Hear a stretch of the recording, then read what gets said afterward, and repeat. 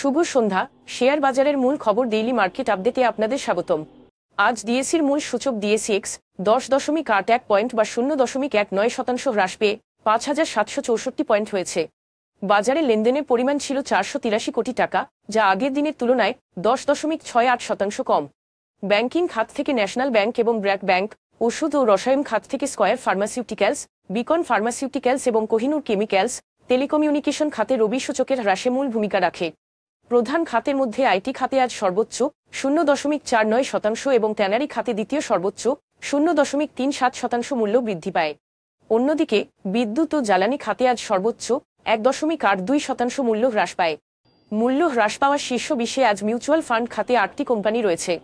কপারটেক industries, ACML lecture equity management এবং এসিএমই পেস্টিসাইডসের শেয়ারের মূল্য আজ সর্বোচ্চ বৃদ্ধি পেয়েছে।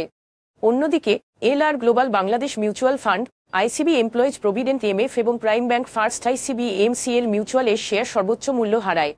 তবে এই শেয়ারগুলোর মূল্য পরিবর্তনের কোনো মূল্য সংবেদনশীল তথ্য জানা যায়নি। গত 3 মাসের গড় লেনদেনের তুলনায় আজ green delta mutual, LR global Bangladesh mutual fund এবং এসিএমএল লেকচার ইকুইটি ম্যানেজমেন্টের লেনদেনের পরিমাণ উল্লেখযোগ্যভাবে বৃদ্ধি পেয়েছে। তবে এই শেয়ারগুলোর লেনদেন বৃদ্ধির স্বাভাবিক কোনো কারণ জানা যায়নি। আজকের শীর্ষ দুটি সংবাদ: ক্রমবর্ধমান মুদ্রাস্ফীতি সহ চলমান বৈশ্বিক ও স্থানীয় চ্যালেঞ্জে বরাত দিয়ে আইএমএফ চলতি অর্থবছরের জন্য বাংলাদেশের অর্থনৈতিক প্রবৃদ্ধি পূর্বাভাস সংশোধিত করে 5.7% নামিয়ে এনেছে, যা গত বছরের অক্টোবরে ছিল 6%। এর ফলে বৈশ্বিক মুদ্রাস্ফীতিতে হ্রাসের সম্ভাবনা রয়েছে, যেখানে বাংলাদেশ ক্রমবর্ধমান উচ্চ মুদ্রাস্ফীতির কবলে পড়বে বলে ধারণা করা হচ্ছে। আইএমএফ অনুসারে 2024 অর্থবছরের মুদ্রাস্ফীতির হার 9.3% পৌঁছানোর পূর্বাভাস দেওয়া হয়েছে, যা এক বছর আগের 9% ছিল। চলতি বছরের ফেব্রুয়ারিতে দেশের ব্যাংকিং খাতে আমানতের প্রবৃদ্ধি সামান্য কমেছে, তবে সুদের হার ও রেমিট্যান্স প্রবাহ বাড়ার সুবাদে আমানতের প্রবৃদ্ধি আগের বছরের একই সময়ের তুলনায় বেড়েছে। কেন্দ্রীয় ব্যাংকের তথ্য অনুসারে ফেব্রুয়ারি মাসে মোট আমানত 16.61 লাখ কোটি টাকায় পৌঁছেছে, যা আগের বছরের একই সময়ের তুলনায় 10.43% বেশি।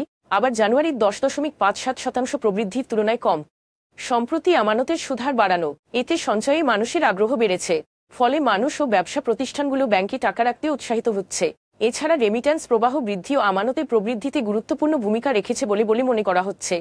দেশে বৈদেশিক মুদ্রা প্রবাহ বৃদ্ধির অর্থ হচ্ছে ব্যাংকিং ব্যবস্থায় আমানতের জন্য অর্থ বেশি। আজ এ পর্যন্তই। আগামীকাল আবার আসবো শেয়ার বাজারের নানা আপডেট নিয়ে। ধন্যবাদ।